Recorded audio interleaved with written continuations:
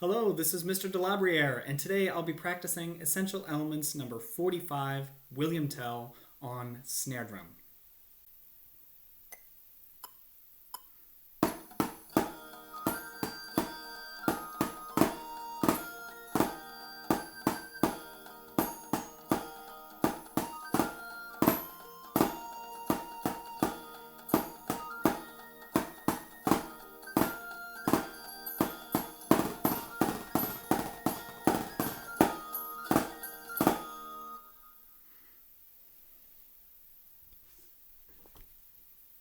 Okay, and for those following along at home, the accompaniment track that I used is listed as World, and I did turn off the computer melody. I unchecked that box to make sure that all you can hear is the sound of my practice pad.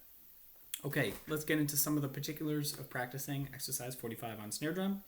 First of all, the first thing to note, we do have several lines going on. So there's a top and a bottom line. The bottom line is just for crash cymbal. That's what CYM stands for. And the top line is for both snare drum and bass drum shared, and that is standard for concert percussion.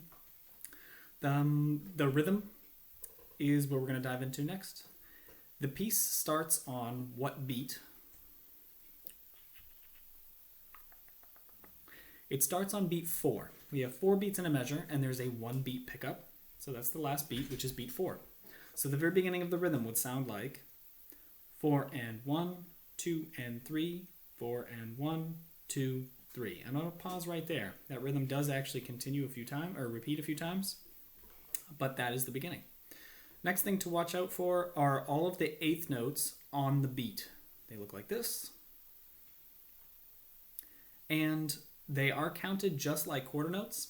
They write them as an eighth note on the beat to emphasize how short they are. For snare drum, we have very little control over the length of the note, so they should be counted exactly the same as a quarter note rhythm. So that's why the very beginning is counted 4 and 1, 2 and 3, 4 and 1, 2, 3. So that is another way of writing just plain old notes on the beat. All right, so the next thing that I'd like to review is just the basic stick grip technique. So here I'm going to show you the breakdown of my stick technique. I'm going to start with one stick because it's just much easier to work with one stick at a time. The first thing you need to figure out is exactly where it is on the stick.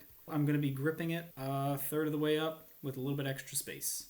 Next thing I'm going to do is make sure I've got my thumb and forefinger pinching the stick on the opposite sides. They should make a plus sign and it should swing. I wrap my fingers around and now I've got a good drumstick swing. Wrap those fingers, put it right down onto the drum head, and make sure that you get a good bounce. Then all you have to do is repeat it with the other stick, and you've got a nice, good drumstick technique.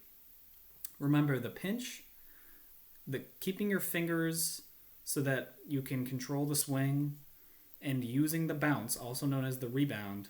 That's really what's going to make this stick grip work. So that's just a very quick lightning review on stick grip. If you'd like a longer, more detailed video of stick grip, please let me know and I can make one.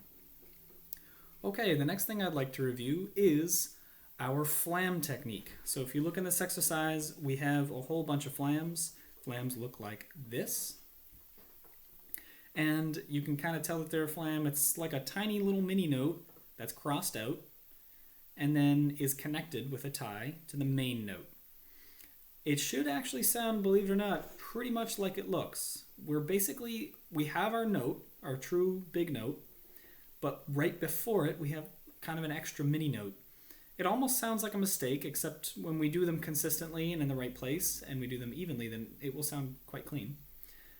It's a way to add a little bit of emphasis, a little bit of texture to the sound, and just make it sound more interesting. So we are going to start with our sticks in the air, as always, but instead of making one stick move faster, which is just complicated and difficult to control, I'm actually just going to start with one stick higher than the other. And I'm going in slow motion here so that you can see that I'm starting with one stick higher than the other. I'm also going back and forth between a flam onto the right hand and a flam onto the left hand.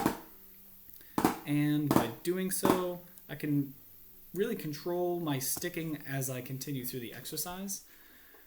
And that will just give me more options. Okay, so we've got our flams and our rhythms. The last thing I'm going to focus on is in the last two measures, we have a whole bunch of rolls. I am going to quickly demonstrate and describe some roll technique. Rolling is really going to be mostly based on making sure that you have good stick grip to begin with, which is why I reviewed that. Here I'm just doing a quick warm-up where I'm just dropping the stick loosely onto the drum head to make sure that it bounces. I should use the tightness of my grip and my fingers on the back of the stick to control how much it bounces. If it bounces too much, then I won't have any control. And if it bounces not enough, then of course I'm just not going to get a long roll and it's not going to be a clean sound either. So too tight, I don't get a clean roll. Too loose, I get a big sloppy roll that doesn't really roll. So the very end of this, it's going to sound like 1 and 2 and 3 and 4 and 1, 2, 3. And notice I do have those flams on the end. I'll do that one more time for you. 1 and 2 and 3 and 4 and flam, flam, flam. That's hit, flam, flam. Okay, so that is a quick demonstration of rolls and the last two measures. One last point I want to make before I wrap this up. We do have two dynamic levels in this. This is a small detail and it's a small dynamic change, but as we go further on, you're going to need to be able to control the volume of the drum or the dynamics of the drum. We start at mezzo forte. Mezzo forte would be just very comfortable, basic technique. Usually lands most players on most instruments on a mezzo forte. And then when we get to the end in the last two measures, we need to make sure that we're saving room so that the last two measures we can go up in volume just one dynamic level. So just slightly louder from mezzo forte to forte. And the way to achieve soft and louds on snare drum is what? You tell me. It is stick height. So the height that you bring your sticks in between each hit is going to determine how loud it is. Sure, you can start low and hit really hard, but that's very inefficient and it's going to be difficult to control and kind of exhausting, to be honest. It's not the best technique. The best technique is to be very consistent about your grip and your grip strength and to just use the height of your stick to change the volume. So I'm going to be using just, I don't know, maybe 5-6 inches. That's a rough guess.